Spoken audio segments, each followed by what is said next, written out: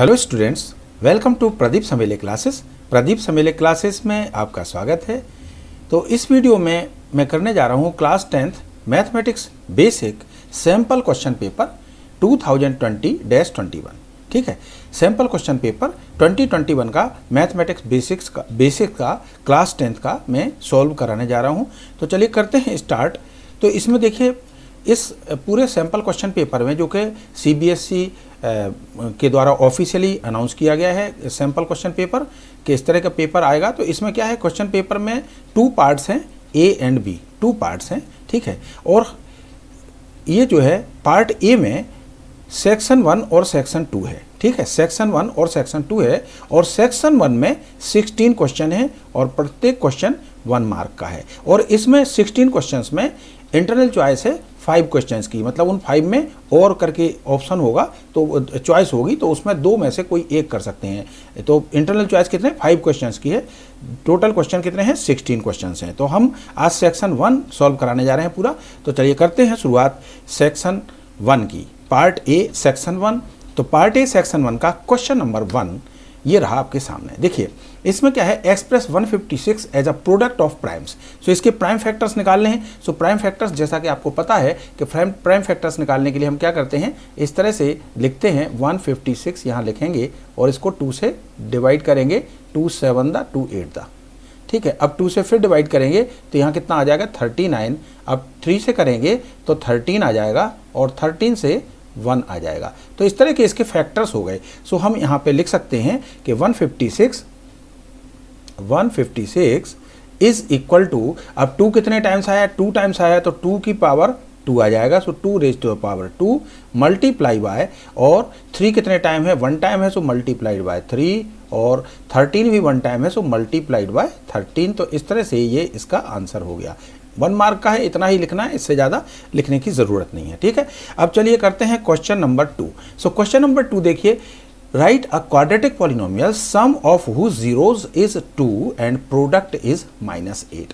तो अब इसमें देखिए सम ऑफ जीरोज दिया हुआ है। सो हम मान लेते हैं कि लेट अल्फा एंड बीटा, या A एंड B कुछ भी मान सकते हैं हम। तो हम यहाँ पे मान लेते हैं कि let alpha and beta are 2 zeros. ठीक है, हमने मान लिया कि ये जो है अल्फा और बीटा 2 जीरोज हैं ऑफ दिस पॉलिनोमियल के।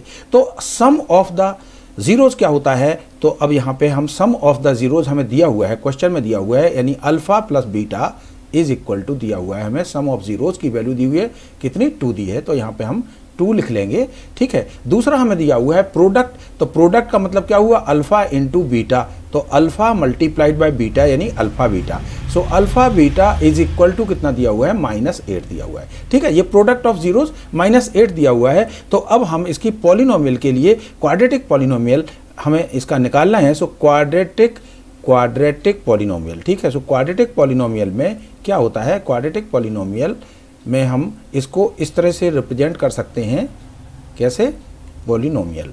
देखिए क्वाड्रेटिक पॉलिनोमियल में हम इस तरह से रिप्रेजेंट कर सकते हैं, कैसे, x square minus alpha plus beta यानी sum of zeros, alpha plus beta और bracket close multiplied by x, और प्लस में alpha multiplied by beta, alpha multiplied by beta. ठीक है, तो ये सम है और ये प्रोडक्ट है। तो इसमें अल्फा प्लस बीटा की वैल्यू दी हुई है हमें, कितनी दी है, 2 दी है। तो हम सीधा सीधा इसमें लिख देंगे x square minus alpha plus beta की वैल्यू 2 दी है, तो हम लिख देंगे -2 multiplied by x, so that is 2x, और plus alpha beta. So plus में अल्फा बीटा है लेकिन यहाँ वैल्यू माइनस में दी है, तो plus multiplied by minus, so that is minus. तो यहाँ पे क्या आ जाएगा, -8 आ जाएगा। तो ये इसका आंसर हो गया। इसमें बस एक मिस्टेक नहीं करनी है, इसने क्वाड्रेटिक पॉलिनोमियल कहा है तो इज इक्वल टू 0 मत लगा देना, नहीं तो ये इक्वेशन बन जाएगी, तो उसमें मार्क्स कट जाएंगे। तो आपको इज इक्वल टू 0 नहीं लिखना है, इस बात को ध्यान रखना है। पॉलिनोमियल है, पॉलिनोमियल में सिंपल ऐसे ही होता है। ठीक है,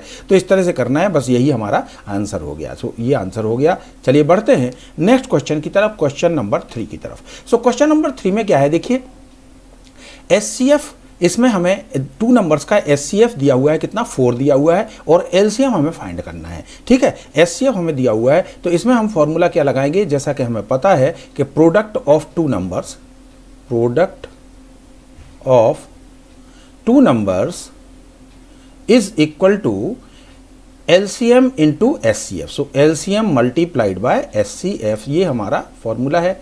तो इसमें देखिए क्या दिया हुआ है, नंबर्स क्या हैं 96 और 104। So product of two numbers मतलब इसमें हम मल्टीप्लाई करेंगे 96 को किससे, 404 से। सो 96 मल्टीप्लाइड बाय 404, ये टू नंबर्स हैं और इज इक्वल टू LCM हमें निकालना है, ठीक है। तो LCM इंटू SCF हमें दिया हुआ है 4, ठीक है। तो नेक्स्ट स्टेप में क्या होगा, ये 96 मल्टीप्लाइड बाय 404 और अपॉन में आ जाएगा ये 4, क्योंकि ये मल्टीप्लाई में है तो यहाँ पे आके डिवाइड में हो जाएगा, is equal to LCM।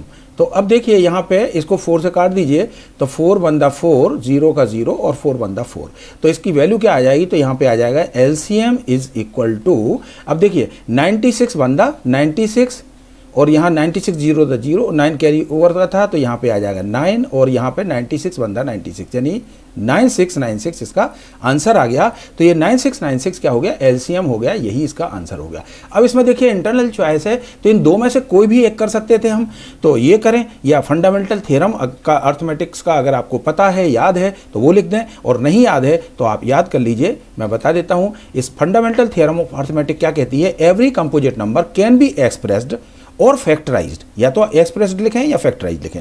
So every composite number can be expressed as a product of primes and this factorisation is unique. ये जो है फैक्टराइजेशन यूनिक होगा, इसके जैसा दूसरा नहीं हो सकता है। अपार्ट फ्रॉम द ऑर्डर, इसका ऑर्डर कुछ भी होने दो, इन विच द प्राइम फैक्टर्स ओकर। तो ये इसका फंडामेंटल थ्योरम ऑफ अर्थमेटिक है और ये आपकी NCERT बुक में दी हुई है, तो इसको अच्छे से 2-4 बार स्टडी कर लीजिए तो इसको आप अच्छे से लिख पाएंगे। तो और में ये है, तो इन दोनों में से कोई एक करना था, ठीक है। तो कोई भी एक कर सकते हैं जिसका आपको अच्छे से लगता है कि जल्दी से जल्दी हम कर पाएंगे, ठीक है। अब क्वेश्चन नंबर 4 की तरफ बढ़ते हैं। सो क्वेश्चन नंबर 4 में क्या है, देखिए, on comparing the ratios of coefficients find out whether the pair of equation x - 2y is equal to 0 and 3x + 4y - 20 is equal to 0 is constant और कंसिस्टेंट और इनकंसिस्टेंट। तो अब इसमें हमें बताना है कि वेदर इट इज कंसिस्टेंट और इनकंसिस्टेंट। तो सबसे पहले तो देखिए, ये जो है इक्वेशन, ये a1x + b1y + c is equal to 0 के रूप में है और ये a2x + b2y + c2 is equal to 0 के रूप में है। इसका मतलब हमें a1, b1 और c1 की वैल्यूज लिख लेते हैं। सो a1 इज इक्वल टू क्या होगा, x का कोएफिशिएंट 1 है, ठीक है।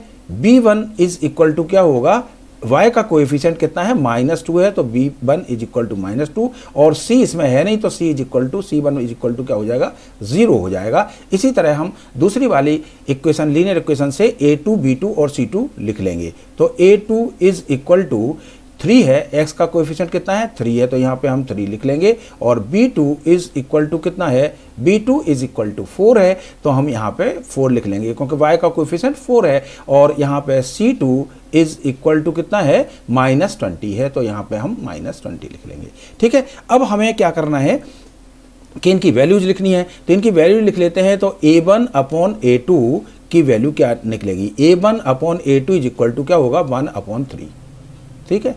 इसी तरह हम b1/b2 की लिख लें। सो b1/b2 इज इक्वल टू -2/4, सो -2/4, सो -2/4 आ गया, तो इसको काट लीजिए, तो 2 बंदा 2, तो -1 आ जाएगा यहाँ पर, 2 to the 4, यानी ये कितना आ जाएगा, -1/2, ठीक है। तो -1/2 आ गया, तो हम इसी से अब तीसरा निकालने की हमें जरूरत नहीं, क्योंकि यही इक्वल नहीं है, यही इक्वल नहीं है। सो हम लिखेंगे कि since 1/3 is not equal to -1/2, ये इसके बराबर है ही नहीं, तो ये इसके बराबर नहीं है। इसका मतलब इसमें क्या होगा, इसमें a1/a2 is not equal to b1/b2, ठीक है। तो जब ये इक्वल नहीं है तो इसमें क्या होगा, ये जो है this is the condition for consistency, ये कंसिस्टेंसी की कंडीशन है। सो कंसिस्टेंसी की कंडीशन है, सो हम लिख देंगे यहाँ पे कि hence the equation is consistent, यहाँ पे लिख देंगे hence,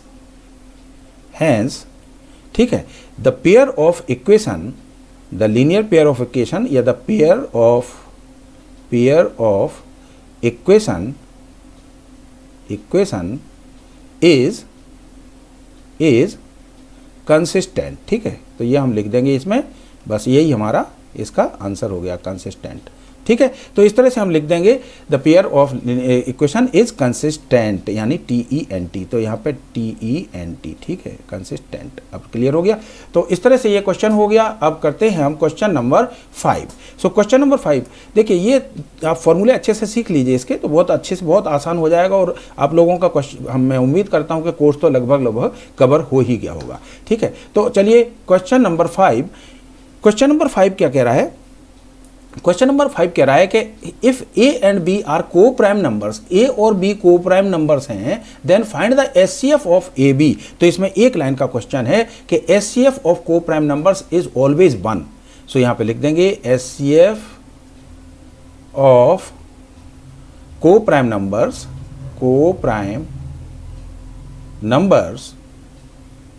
is equal to numbers is equal to 1। यही आंसर होगा, इसमें और कुछ नहीं लिखना। चलिए क्वेश्चन नंबर 6 की तरफ बढ़ते हैं। तो 5 में यही था, 6 में चलते हैं। 6 में ऑप्शनल है, इन दो में से कोई भी एक कर सकते हैं।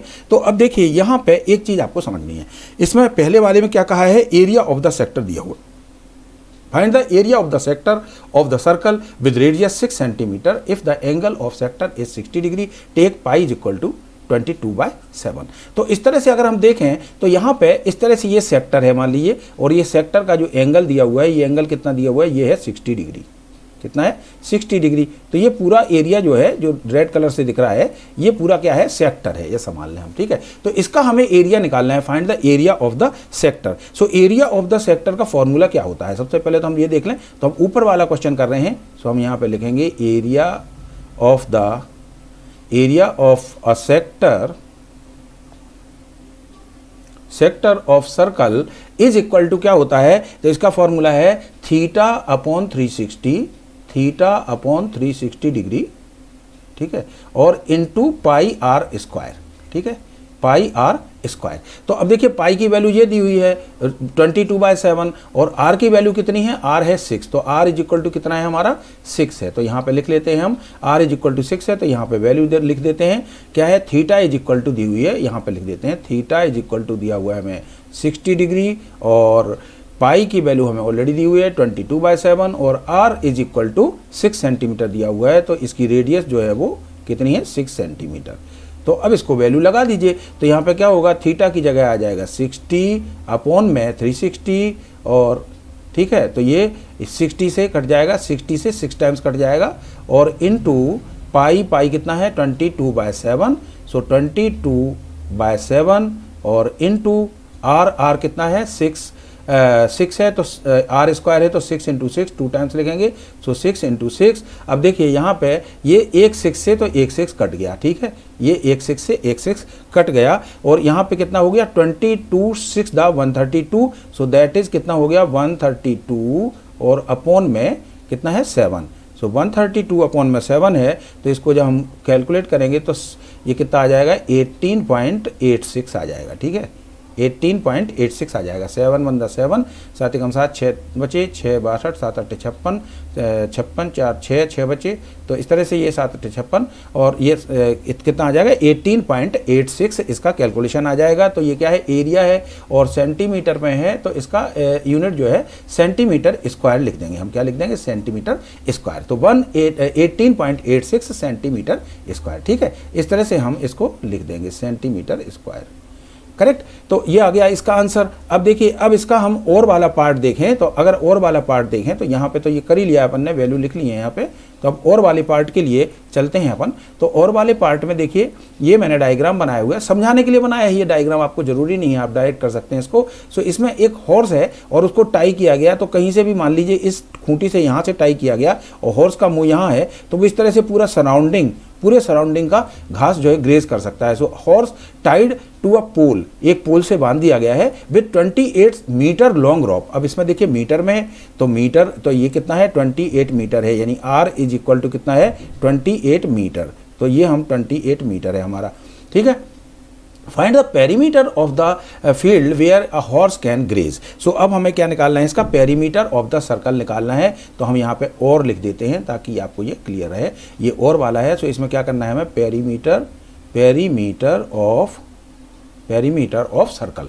सो perimeter of circle is equal to क्या होता है, पेरीमीटर यानी पेरीमीटर का मतलब circumference. So perimeter of the circle is equal to 2 pi r होता है, इसको सरकमफ्रेंस भी बोलते हैं। तो 2 पाई आर, अब देखिए 2 पाई आर है तो इसकी वैल्यू रख दीजिए, तो 2 इंटू पाई की वैल्यू 22/7 है, और आर कितना है इसमें, r is equal to 28 metre है। इसमें क्या है, 28 मीटर है, तो इसका मीटर में आंसर आ जाएगा। तो 28 काट दीजिए इसको, तो ये कितना टाइम कटेगा, 7 4 द 28। अब इसको कर लीजिए तो कितना हो जाएगा, 22 और 8 176, तो ये हो जाएगा 176। तो कितना हो जाएगा, ये perimeter of the circle is equal to 176 और ये मीटर, ये आंसर इसका आ गया। ठीक है, तो ये इसका आंसर हो गया। ऑप्शन में से था तो इनमें से दो में से कोई भी एक करना था। अब ये आपकी बुद्धि और विवेक के ऊपर है कि कौन सा क्वेश्चन आप जल्दी कर सकते हो। अगर दोनों क्वेश्चन आते हैं तो हमें कुछ कोशिश करनी चाहिए कि जो क्वेश्चन हम कम से कम समय में कर सकें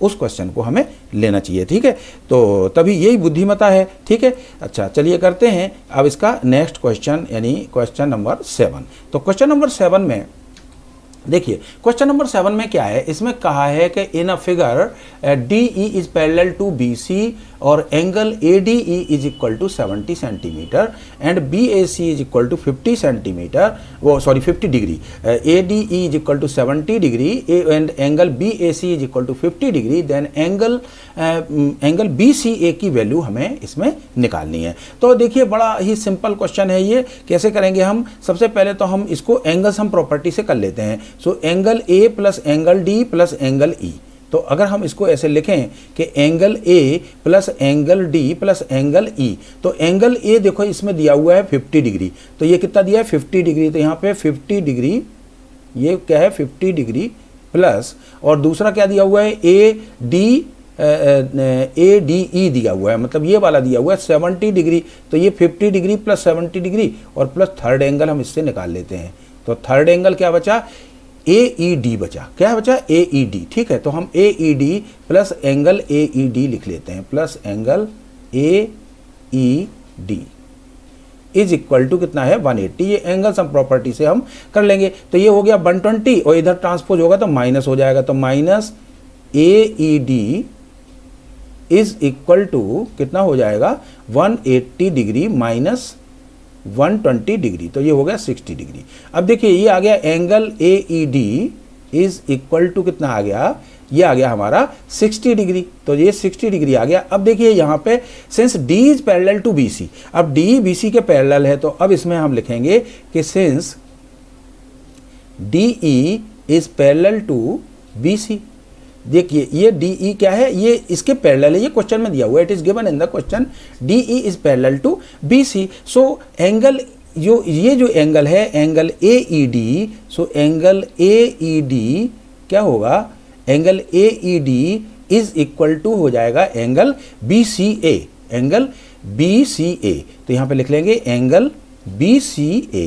सो एंगल बी सी ए और ये ए ई डी दोनों इक्वल होंगे क्योंकि ये पैरेलल है, और चूंकि AED की हम वैल्यू ऑलरेडी निकाल चुके हैं, तो दैट इज कितना है 60 है, तो AED की वैल्यू 60 है और BCA बराबर है, तो इसलिए इसकी वैल्यू भी BCA की वैल्यू 60 डिग्री होगी और यही हमारा आंसर होगा। यानी हम लिख देंगे देयरफॉर एंगल BCA, यहाँ पे फाइनल आंसर लिख देंगे BCA is equal to 60 degree. तो इस तरह से हम यहाँ पे ये क्वेश्चन पूरा कर लेंगे। ठीक है, तो ये हो गया एंगल BCA, तो यहाँ पे लिख देता हूँ, क्लियर लिख देता हूँ, थोड़ा ओवर राइटिंग हो गई थी। तो angle BCA is equal to 60 degree, ये हमारा आंसर आ गया। अब ऑप्शनल है, इन दोनों में से कोई भी एक करना था, तो यहाँ पे देखिए इसमें क्या दिया हुआ है AD is equal to 2 centimetre, तो ये दिया हुआ है हमें 2 सेंटीमीटर। ठीक है, तो ये 2 सेंटीमीटर है, और BD is equal to 3 centimetre दिया हुआ है, तो BD is equal to 3 centimetre है, और AE इज इक्वल टू 3.5 है, तो 3.5 है, और AC ये पूरा दिया हुआ है, इसका मतलब AC माइनस AE करेंगे तो हम CE निकाल लेंगे। तो सबसे पहला काम तो हमें यही करना है कि इसमें क्या करेंगे कि EC हम लिखेंगे इसमें कि सबसे पहले हम EC इसका निकाल लें। So EC is equal to AC minus AC minus AE, AC minus AE, तो AC माइनस AE, और AC हमें दी हुई है 7 और AE दिया हुई है 3.5। सो दैट इज 7 में से 3.5 माइनस करेंगे तो ये कितना बच जाएगा 3.5 बच जाएगा, मतलब EC बराबर कितना आ गया हमारा 3.5 आ गया, तो ये भी हमारा 3.5 हो गया। सो इसमें थियर्स थ्योरम की कन्वर्स लगाएंगे, ठीक है। सो कन्वर्स ऑफ थियर्स थ्योरम लगाएंगे तो सबसे पहले हम इसके प्रोपोर्शन निकाल लेते हैं अलग अलग, ठीक है। तो इसका निकालते हैं AD अपॉन BD का या DB का, तो हम लिखते हैं AD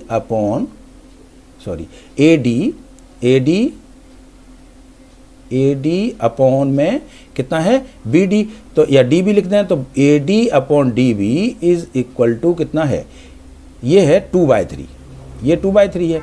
और दूसरा जो है हमें निकालना है AE upon EC, so AE upon EC, so AE upon EC is equal to कितना है 3.5 ये भी है और 3.5 ये भी है, तो ये कट जाएंगे तो ये हो जाएगा 1/1, ठीक है, 1/1, तो ये 1/1 या 1 लिख लें, तो ये इक्वल नहीं है, ये इक्वल नहीं है। तो इसका मतलब क्या हुआ कि हम इसमें एक लाइन लिख देते हैं, ठीक है। इसमें क्या लिखेंगे कि since 2/3 is not equal to 1/1, ये इसके बराबर नहीं है। सो इसका मतलब क्या है, इसको हम कह सकते हैं, सो दैट इज हम यहाँ पे कह सकते हैं कि क्या कह सकते हैं हम कि AD upon DB is not equal to AD upon DB is not equal to AE upon AC। तो हम यहाँ पे लिख देते हैं, इधर लिख देते हैं, so AD upon that means that is AD upon DB is not equal to, ये बराबर नहीं है, जब ये equal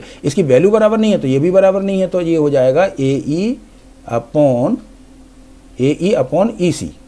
so AE upon EC इसके इक्वल नहीं है, और इसका मतलब क्या हुआ कि सो हम कह सकते हैं कि hence by converse theorem of Thales theorem, so यहाँ पे लिख लेंगे, इधर लिख देता हूँ मैं, वहाँ जगह नहीं थी तो यहाँ पे लिख देता हूँ,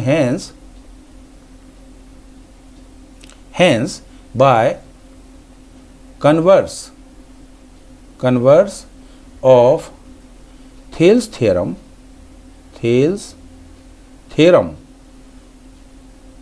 converse of Thales theorem, hence by converse of Thales theorem क्या होगा, DE is not parallel to BC, ठीक है। वो कह रहा है कि इस D is parallel to BC, so हम यहाँ कह सकते हैं कि hence by converse of Thales theorem DE is not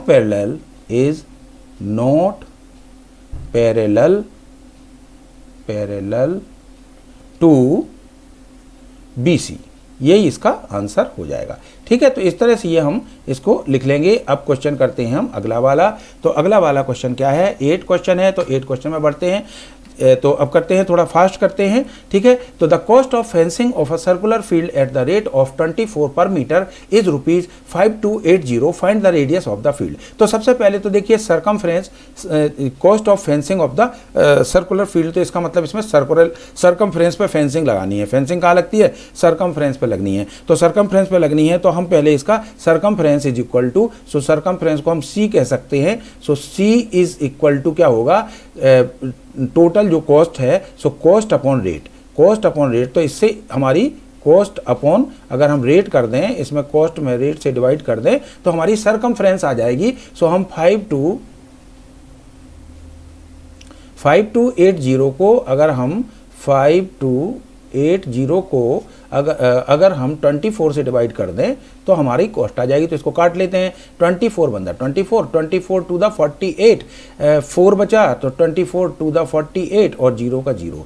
यानी सरकमफ्रेंस कितनी आ गई हमारी 220 मीटर आ गई, मीटर में है ना, तो 220 मीटर। तो हम लिख लेंगे circumference is equal to 220 metre, तो यहाँ पे m लिख देते हैं, m फॉर मीटर। अब सरकमफ्रेंस का फॉर्मूला क्या है, 2πr, सो यहाँ पे लिख लेंगे 2πr इज इक्वल टू 220, ठीक है। 2 की इसकी वैल्यू रख दीजिए, तो 2 इंटू 22 की पाई की वैल्यू क्या होगी 22/7 इंटू r की वैल्यू हमें फाइंड करनी है, तो r हम यहाँ पे लिख देंगे और इज इक्वल टू 220। तो r इज इक्वल टू क्या हो जाएगा, तो r इज इक्वल टू 220, और ये नीचे था तो ऊपर आ जाएगा, डिवाइड में था मल्टीप्लाई में, और ये नीचे ऊपर मल्टीप्लाई में थे तो नीचे डिवाइड में पहुंच जाएंगे, तो ये हो जाएगा 2 इंटू 22। तो इसको काट लीजिए, तो ये 22 10 टाइम्स कट गया और 2 से 5 टाइम्स ये कट गया, तो कितना आ गया, r इज इक्वल टू आ गया हमारा 35 मीटर। तो इसका आंसर क्या आ गया, r is equal to 35 metre, ये हमारा आंसर आ गया। ठीक है, तो इस तरह से हम कर लेंगे इसको। अब इसके क्वेश्चन के नेक्स्ट क्वेश्चन की तरफ बढ़ते हैं। तो इसका क्वेश्चन नंबर 9 करते हैं।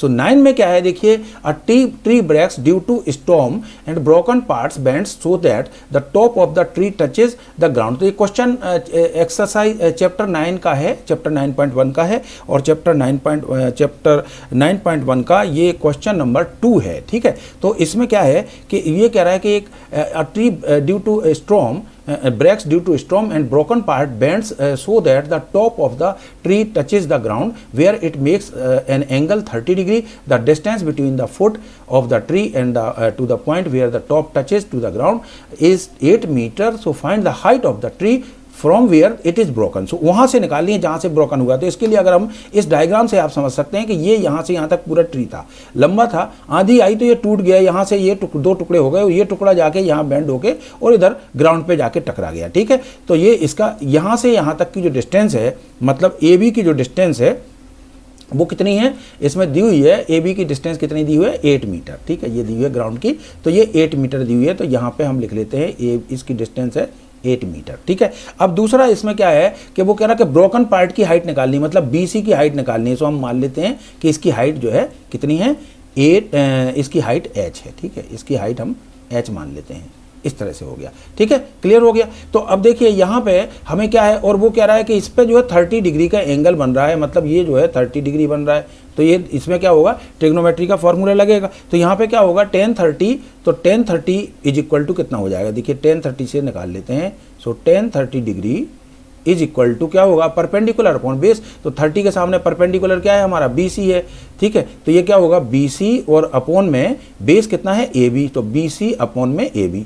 ठीक है, अब BC और AB की वैल्यू क्या है वो रख देते हैं हम। तो यहाँ पे tan 30 की वैल्यू भी रख देते हैं। तो tan 30 इज इक्वल टू होता है 1/√3। तो इसकी वैल्यू रख दी अपन ने 1/√3 इज इक्वल टू BC हमने कितना माना है, h माना है कि let the height of the broken part of the tree be h metre. तो इसको हमने h माना है, तो h अपॉन, और यहाँ पे AB कितना है, 8 है। तो इसको क्रॉस मल्टीप्लाई करेंगे तो ये क्या हो जाएगा, √3h इज इक्वल टू 8 बनता 8, तो h इज इक्वल टू हो जाएगा 8/√3। तो चाहे तो आप आंसर को यहीं पे कर दें, और या फिर इसको अगर √3 से मल्टीप्लाई करेंगे ऊपर नीचे, तो आंसर आपका इस प्रकार से हो जाएगा कि 8 मल्टीप्लाइड बाय √3, और अपॉन में √3 था उसको भी मल्टीप्लाइड बाय √3। ठीक है, तो इस तरह से हो जाएगा। तो ये आंसर आ जाएगा आपका 8√3 और अपॉन 3। तो इसमें से दोनों यहाँ तक ही लिख सकते हैं, क्योंकि 1 नंबर का है तो आई थिंक इतना सफिशिएंट है, उसमें ज़्यादा डिटेल लिखने की ज़रूरत नहीं है। 1 मार्क का है तो 1 मार्क के हिसाब से ही हम लिखें, क्योंकि हमारे पास टाइम वही होता है। ठीक है, अच्छे मार्क्स पाने हैं तो हमें कम लिखें, ऐसा भी नहीं करें कि कुछ छोड़ दें। ठीक है, लेकिन कम लिखें, उतना लिखें जितना पर्याप्त है। ठीक है, तो अब चलिए बढ़ते हैं क्वेश्चन नंबर 10 की तरफ। सो क्वेश्चन नंबर 10 क्या कह रहा है, the perimeter and the area of the circumference is numerically equal. अब देखिए, न्यूमेरिकली पेरीमीटर और सर्कमफरेंस इक्वल है, तो area of a circle and perimeter, तो पेरीमीटर का मतलब क्या है, सर्कमफ्रेंस है। सो पेरीमीटर का मतलब सर्कमफ्रेंस है। So circumference of the circle is equal to area of the circle. इसको हमने शॉर्ट में लिख दिया, circumference of the circle is equal to area of the circle. तो अब सर्कमफ्रेंस का सूत्र क्या होता है, 2πr। ठीक है, 2πr, और एरिया का सूत्र क्या होता है, πr²। तो यहाँ पे πr², तो पाई से पाई कटा, और ये 2 r हैं, तो r से ये r कट जाएगा, तो 1 r बचेगा, यहाँ पे सिर्फ 1 r बचेगा। तो r इज इक्वल टू क्या होगा, 2 यूनिट हो गया, r is equal to 2 unit. ठीक है, अब आप चाहें तो वैसे डिटेल करके भी इसको लिख सकते हैं कि इसको r इंटू आर लिख लें, फिर 1 r काट दें, या इस साइड में ले जाएं ट्रांसपोज करके, वो भी कर सकते हैं। तो r is equal to 2 unit, तो यही इसका आंसर हो गया। तो ठीक है, ये बहुत छोटा सा सवाल था। चलिए पकड़ते हैं 11th वाला क्वेश्चन। ये तो बिल्कुल ही एकदम सिंपल क्वेश्चन है, और ये अक्सर आता है। इसमें कभी कभी ऐसा करते हैं, मीन, मीडियन और मोड में से कोई 2 वैल्यू दे देते हैं और एक एम्पेरिकल रिलेशनशिप के द्वारा निकालने को बोलते हैं। तो इसका रिलेशनशिप का फॉर्मूला क्या है, 3 मीडियन। तो यहाँ पे अच्छे से आप नोट कर लीजिए और याद कर लीजिए, 3 median is equal to mode, 3 median is equal to mode plus 2 multiplied by mean. So 2 mean, तो ये इसका एम्पेरिकल फॉर्मूला है, बहुत ही इंपॉर्टेंट हो, अक्सर ये पूछा जाता है, तो इसको आप अच्छे से अपने दिमाग में बिठा लीजिए ये वाला फॉर्मूला। और इसमें देखिए इतना लिखने से ही आपका 1 मार्क बन रहा है पूरा पूरा। तो 3 median is equal to mode plus 2 mean. कभी कभी इसमें क्या होता है, कोई 2 वैल्यू दे देते हैं, तीसरी निकालने को दे देते हैं, तो इस तरह से क्वेश्चन आता है। ठीक है, चलिए बढ़ते हैं अगले क्वेश्चन की तरफ, क्वेश्चन नंबर 12 की तरफ। सो क्वेश्चन नंबर 12 क्या है, to divide a line segment BC internally in the ratio of 3:5 we draw a ray BX such that angle CBX is an acute angle. So what will be the minimum number of points to be located at equal distance on ray BX? तो ये जो है construction part जो है आपका chapter 11। सो chapter 11 में जो construction part है उससे रिलेटेड है। तो इसमें जब हम पार्टीशन करते हैं किसी भी लाइन का 3:5 में, तो हम क्या करते हैं कि जो लाइन है, कोई भी लाइन है, तो लाइन जो होती है उसके नीचे हम एक एक्यूट एंगल बनाते हैं, और उस एक्यूट एंगल को क्या करते हैं हम, इनका जो रेशो हमें निकालना है तो इसको सम कर देते हैं। तो क्या करते हैं 3 + 5, यानी इसका हम टोटल कर देते हैं। क्या कर देते हैं, इसका टोटल कर देते हैं। तो इसका टोटल जो है कितना है, 8 है। तो यही 8 जो है, जो BX पे जो आएगा ना, ये कह रहा है what will be the maximum number of points be located at equal distance on रे BX। तो चूंकि हमें BC लाइन है, इस तरह से एक BC लाइन है, और यहाँ नीचे इक्विट एंगल बनाना है, तो यहाँ पे जो BX है, BX पे वो पूछ रहा है कि कितने मिनिमम नंबर ऑफ पॉइंट्स होंगे। तो इसको मैंने डायग्राम भी बनाया हुआ है, तो यहाँ पे आप अच्छे से देख सकते हैं। इस तरह से BC एक लाइन है, उसको हमें 3:5 में वो करना था। तो इसमें क्या करेंगे, सबसे पहले हम BX एक इक्विट एंगल बनाएंगे, BC से इक्विट होगा, मतलब लेस देन 90 होगा, और फिर हम इसमें इक्वल पार्ट्स में 3 + 5 = 8 इक्वल पार्ट्स में इसको डिवाइड करेंगे। फिर हम इसको C वाले पॉइंट से मिलाएंगे,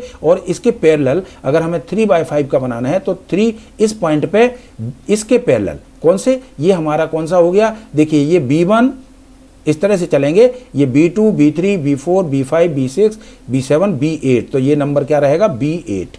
तो B8 पे और C को मिलाएंगे, और हमें 3:2 को निकालना है। तो हम B3 जो है, B3 को B3 के से पॉइंट से B8C के पैरेलल लाइन बनाएंगे, जो कि यहाँ पे कहीं कट करेगी। तो ये जो है 3:5 में इसको डिवाइड करती है। लेकिन ये नहीं करना था इसमें सिर्फ आपको आंसर इतना ही लिखना है। ये तो मैंने बता दिया कि कंस्ट्रक्शन किस तरह से करते हैं। तो कंस्ट्रक्शन करने के लिए आप यहाँ पे 8 लेते हैं, यानी 3:5 में बनाना है, तो 3 + 5 8 लेते हैं। तो आपको आंसर में सिर्फ इतना लिख देना है, टोटल इज इक्वल टू 3 + 5 = 8। ये कोई डायग्राम बनाने की जरूरत नहीं है, नंबर आपको पूरा एक का एक ही मिलेगा। ठीक है, चलिए बढ़ते हैं क्वेश्चन नंबर 13 की तरफ। सो क्वेश्चन नंबर 13 में देखिए यहाँ पे क्या है, ये जो है यहाँ पे for what values of P does the pair of equation 4x + Py + 8 is equal to 0 and 2x + 2y + 2 is equal to 0 has unique solution. अब देखिए इसमें एक चीज समझ लें अपन, यूनिक सॉल्यूशन कब होता है, पहले तो हम ये समझ लें। तो यूनिक सॉल्यूशन कब होता है, पहले तो हम लिख लें। तो यूनिक सॉल्यूशन का मतलब होता है, यूनिक सॉल्यूशन के लिए कंडीशन क्या होती है कि when A1/A2 is not equal to B1/B2, तब यूनिक सॉल्यूशन होता है। ये चीज़ हमें पता होनी चाहिए। तो इसका मतलब क्या है कि इसमें हमें वैल्यू निकालनी थी, तो वो कह रहा है कि 4/2, तो इसको यहीं पे आगे कर लेते हैं, क्योंकि इसमें 2 पार्ट हमें करने हैं, 2 क्वेश्चन करने हैं। तो इसका मतलब क्या हुआ कि यहाँ पे यहीं पे लिख लेते हैं, चलिए उसको आगे कर लेंगे। तो ये कितना हो जाएगा, A1/A2, तो A1 हमारा ये है और A2 हमारा ये है, तो 4/2, सो हम यहाँ लिखेंगे 4/2 और is not equal to B1/B2, so B1/B2 यानी P/2, सो यहाँ पे लिख लेते हैं P/2। ठीक है, तो P/2। तो अब देखिए यहाँ पे एक बात आपको समझनी है कि यहाँ पे क्या है, ये 4/2 है और ये क्या है, P/2 है। तो इसमें से काट लीजिए, तो ये 2 बनता 2, 2 to the 4। अब इसको क्रॉस मल्टीप्लाई करेंगे तो 2 to the 4 और P बनता P। So P is not equal to क्या आ गया, 4। P is not equal to 4 आ गया। तो इसका आंसर क्या हो गया, सो इसका आंसर क्या हो गया, इसमें हम लिखेंगे कि therefore all the values except 4 के अलावा कोई भी वैल्यू हो सकती है। So for all the values except 4 the given pair of equation will have an unique solution. ये इसमें लाइन जरूर लिख दीजिएगा। ठीक है, जो मैंने बताया तो उसको भी लिख दीजिएगा। अब चलिए इसका ऑप्शन, ये अपना चॉइस वाला पार्ट है, यानी और वाला पार्ट है, तो इसको भी देखते हैं इसमें क्या करना है। So what type of straight lines will be represented, तो यहाँ पे इसको साइड में इधर कर लेते हैं। ठीक है, तो और वाला पोर्शन हम यहाँ पे कर लेते हैं। ठीक है, so represented by the system of equation 2x + 3y = 5 and 4x + 6y = 7। तो इसमें क्या करेंगे, हम सबसे पहले वैल्यूज निकालेंगे। तो यहाँ पे देखिए ये वाली इक्वेशन है हमारी, तो हम यहाँ पे वैल्यूज लिख लेते हैं पहले। तो यहाँ पे वैल्यूज लिख लेते हैं। a1 = कितना है 2, b1 = कितना है 3 और c1 = इस 5 को इधर ट्रांसपोज कर लो तो -5 हो जाएगा, और वैसे डायरेक्ट भी लिख सकते हो, ठीक है। और यहाँ पे a2 = कितना है 4 और b2 = कितना है 6, तो यहाँ पे 6 लिख देते हैं। और c2 = इसको इधर ट्रांसपोज करेंगे तो -7 हो जाएगा, तो ये हो गया -7। तो इस तरह से हम वैल्यूज लिख लेते हैं। अब हम a1/a2 b1/b2 को अलग अलग निकाल लेते हैं। तो a1/a2, सो a1/a2 = कितना हुआ 2/4, सो दैट इज 1/2। तो ये a1/a2 = 1/2 आ गया। अब हम b1/b2 की वैल्यू निकाल लेते हैं। सो b1/b2 = कितना है 3/6, तो ये भी 1/2 हो गया। तो b1/b2 भी 1/2 हो गया। और c1/c2 = -5/-7, तो माइनस से माइनस कैंसिल हो गया, यानी ये हो गया 5/7। इसका मतलब क्या हो गया, हम ये कह सकते हैं कि a1/a2 और b1/b2 तो इक्वल है आपस में, क्योंकि दोनों ही 1/2 हैं, दोनों ही 1/2 हैं। बट ये 5/7 है c1/c2, so it not equal to हो जाएगा। So not equal to c1/c2।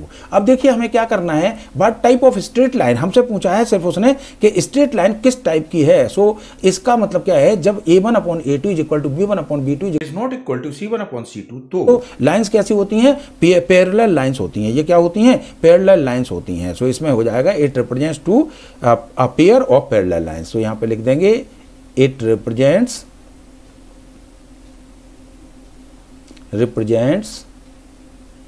To a pair of parallel lines, ठीक है। ये इसका आंसर हो जाएगा, पैरेलल लाइंस, ठीक है। और इसको इस तरह से लिख देंगे तो ये प्रेजेंट क्या करेगा, पैरेलल लाइंस को। स्ट्रेट लाइंस कैसी होंगी, आपस में पैरेलल होंगी। पैरेलल का मतलब इस तरह से, कैसे भी जो आपस में एक दूसरे से नहीं मिलती हैं, इस तरह की लाइन होंगी, पैरेलल होंगी, ठीक है। तो पैरेलल होंगी। और आगे करते हैं इसका क्वेश्चन नंबर, ये 13 के तो दोनों पार्ट्स हो गए। अब हम 14 पे आते हैं। सो 14 क्वेश्चन क्या है, देखिए 14 में क्या है, अ bag contains 3 red balls and 5 black balls, a ball is drawn at random from the bag, so what is the probability that the ball drawn is red. So red का निकालना है। तो देखिए रेड की कितनी है बॉल, 3 बॉल हैं। और ब्लैक की कितनी है, ब्लैक को बी लिख देते हैं, बी ब्लैक की कितनी है 5 बॉल्स हैं। सो टोटल पॉसिबिलिटी क्या बन रही है, तो टोटल इज इक्वल टू कितना हो गया, टोटल पॉसिबिलिटी हमारी 3 + 5 यानी 8 बॉल्स की बन रही है, ठीक है। अच्छा, अब इसमें निकालनी क्या है, प्रोबेबिलिटी ऑफ रेड बॉल्स की निकालनी है। प्रोबेबिलिटी ऑफ किसकी निकालनी है, रेड बॉल्स की निकालनी है। So possible outcomes red balls के निकाल लेंगे। तो यहाँ पे लिखेंगे अपन प्रोबेबिलिटी यहाँ पे लिख लेते हैं, इसको मिटा देता हूँ, probability of red balls is equal to, तो पॉसिबिलिटी रेड बॉल की कितनी हो जाएगी 3 टोटल आउटकम्स। टोटल आउटकम्स कितने हैं 8 है, तो इसका आंसर हो जाएगा 3/8, यानी favourable outcomes upon total outcomes. तो फेवरेबल कितने हैं 3 हैं और टोटल कितने हैं 8 है, तो 3/8 हो गया। चलिए और वाला पार्ट कर लेते हैं। तो और वाले पार्ट में क्या है, देखिए a die is drawn once, what is the probability of getting the prime number. तो डाइज में क्या होता है 6 नंबर्स होते हैं, यानी 1 2 3 4 5 और 6 ऐसे होते हैं, 6 पॉइंट्स होते हैं। यानी टोटल कितने होते हैं इसमें 6 होते हैं, ठीक है। टोटल कितने होते हैं 6 होते हैं। सो टोटल आउटकम्स 6 हैं। अब वो कह रहा है कि what is the probability of getting prime. So getting prime, so prime numbers कितने होंगे। सो प्राइम्स यहाँ पे लिख लेते हैं, प्राइम नंबर्स कितने होंगे 2 3 और 5, ये 3 प्राइम नंबर्स होते हैं। तो 2 3 5 यानी कितने हुए टोटल नंबर जो फेवरेबल आउटकम्स हैं। सो फेवरेबल आउटकम्स कितने हो गए 3 हो गए। ये क्या हो गए 2 3 5 का मतलब 3 हो गए। कितने हो गए 3 हो गए। तो प्राइम नंबर्स कितने हैं 3 हैं। अब हमें प्रोबेबिलिटी निकालनी है, probability of getting a prime number. So probability of getting, यहाँ पे लिख देंगे of getting prime number, getting prime. So probability of getting prime is equal to क्या हो जाएगा, फेवरेबल आउटकम्स जो कि हमारे 3 हैं और अपॉन टोटल आउटकम्स कितने हैं 6 हैं, तो 3/6। सो इसको काट लीजिए, 3 1 3, 3 2 6, सो दैट इज 1/2। तो इस तरह से ये 1/2 आ गया। अब चलिए इसका अगला वाला क्वेश्चन करते हैं, क्वेश्चन नंबर 15। सो देखिए क्वेश्चन नंबर 15 में क्या है, क्वेश्चन नंबर 15 में a tower stands vertically on the ground, ठीक है, तो from the point of the on the ground which is 15 metre away from the foot of the tower, the angle of elevation of the top of the tower is found to be 60। So find the height of the tower. So height of the tower निकालनी है, मतलब tower इस तरह से vertically है, बिल्कुल 90 की degree पे है। यहाँ पे क्या है, वर्टिकली ये टावर यहाँ पे बनी हुई है ग्राउंड से, ठीक है, वर्टिकली बनी हुई है। तो वर्टिकली बनी हुई है तो इसमें क्या होगा, और वो कह रहा है कि ये जो है क्या है कि from a point of the ground which is 15 metre away. तो यहाँ से यहाँ तक देखिए ये पूरी टावर है, तो यहाँ से यहाँ तक का जो एंगल होगा वो कितना होगा, देखिए ABC अगर हम इस ट्रायंगल को मान लें तो ये क्या हो गया 60 डिग्री हो गया। ये 60 डिग्री दिया हुआ है क्वेश्चन में, ठीक है। अब यहाँ पे अगर हम मान लें कि ये BC की कितनी दी हुई है, गिवन है BC कितना दिया है 15 मीटर, तो यहाँ पे 15 मीटर, हम यहाँ पे 15 मीटर, ठीक है। और ये AB को हम मान लेते हैं कि let the height of the tower be H metre, तो यहाँ पे ये कितनी है H मीटर हो गई, ठीक है। इस तरह से हमने ये ट्रायंगल बना लिया। तो अब ये सवाल करना है, तो इसमें क्या है, बिल्कुल आसान है। तो हम क्या करेंगे, इन ट्रायंगल ABC में लेंगे हम, तो इन ट्रायंगल ABC क्या होगा, इन ट्रायंगल ABC जब हम करेंगे तो इसमें क्या होगा, देखिए हमें क्या निकालना है, हाइट निकालना है। तो 60 के सामने क्या है, परपेंडिकुलर, यानी परपेंडिकुलर निकालना है, बेस दिया हुआ है और एंगल भी दिया हुआ है, तो tan का फॉर्मूला लगेगा। तो यहाँ पे क्या करेंगे हम, tan 60, क्योंकि एंगल कितना है 60 डिग्री है, so tan 60 degree is equal to perpendicular that is AB upon base कितना है, बेस है BC, तो परपेंडिकुलर अपॉन बेस, तो ये हो गया इतना। tan 60 की वैल्यू कितनी है, √3 होती है, तो √3 यहाँ पे लिख देंगे, और इज इक्वल टू AB जो कि हमने माना है H मीटर, तो यहाँ पे लिख देंगे H अपॉन में BC हमारा गिवन है क्वेश्चन में 15 मीटर। तो अब इसको क्रॉस मल्टीप्लाई करेंगे तो H इज इक्वल टू कितना आ जाएगा 15√3, तो 15√3, और नेचुरली जब इसमें मीटर में दिया है तो आंसर भी हम मीटर में ही लिखेंगे, तो H इज इक्वल टू क्या हो गया 15√3 मीटर। तो ये हाइट हो गई, यही इसका आंसर हो गया, ठीक है। बहुत ही छोटा क्वेश्चन था। चलिए 1 मार्क के हिसाब से इतना ही क्वेश्चन होना चाहिए। अब बढ़ते हैं अपन 16 क्वेश्चन की तरफ। ओह 16 क्वेश्चन में तो कुछ करना ही नहीं है आपको, इसमें फिल इन द ब्लैंक्स जैसा भरना है। तो इसमें probability of an event E plus probability of the event not E। तो ध्यान रखिए ये फॉर्मूला आपकी NCERT बुक में दिया हुआ है, प्रोबेबिलिटी इवेंट और प्लस प्रोबेबिलिटी नॉट इवेंट, ठीक है। So probability event plus probability not event, यानी इन दोनों का सम करेंगे, so that should be equal to 1। तो इसका आंसर सिर्फ आपको 1 लिख देना है और कुछ नहीं करना है। तो इसका आंसर क्या होगा, 1 होगा, बस ये लिख दिया तो आपका पूरा 1 मार्क का 1 मार्क हो गया, क्योंकि ये तो फिल इन द ब्लैंक्स जैसा ही है। तो अब ये 16 हमने कर लिए हैं, अब इसके आगे के क्वेश्चंस हम बाद में डालेंगे वीडियोज़ में, ठीक है। तो मुझे आशा ही नहीं बल्कि पूरा विश्वास है कि ये वीडियो बहुत पसंद आई होगी। और वैसे हमारी लाइव क्लासेस भी चल रही हैं, तो हम 4 दिन लेते हैं, यानी ट्यूसडे को, और उसके बाद में फ्राइडे सैटरडे और थर्सडे फ्राइडे सैटरडे, ठीक है, थर्सडे फ्राइडे सैटरडे। तो 4 o'clock पे हम लाइव क्लासेस भी लेते हैं 10th की, तो उसमें भी आप लोग शामिल हो सकते हैं, ज्वाइन कर सकते हैं उसको, ठीक है। यूट्यूब पे है, तो इस चैनल को आप सब्सक्राइब करें और उसको ज्वाइन कर सकते हैं आप उसको। तो उसमें भी मैं लाइव क्लासेस कराऊंगा, उसमें आपकी प्रैक्टिस भी हो जाएगी। अभी जो है चैप्टर नंबर 5 चल रहा है, ठीक है, चैप्टर नंबर 5 का 5.3 चल रहा है सम वाला, ठीक है। तो इस तरह से हम उसको भी जल्दी जल्दी करा रहे हैं ताकि एक बार रिवाइज हो जाए अच्छे से। तो मुझे आशा ही नहीं बल्कि पूरा भरोसा है कि ये वीडियो आपको बहुत पसंद आई होगी। इसको लाइक करें, सब्सक्राइब करें और ज़्यादा से ज़्यादा लोगों के साथ शेयर करें। Thank you very much.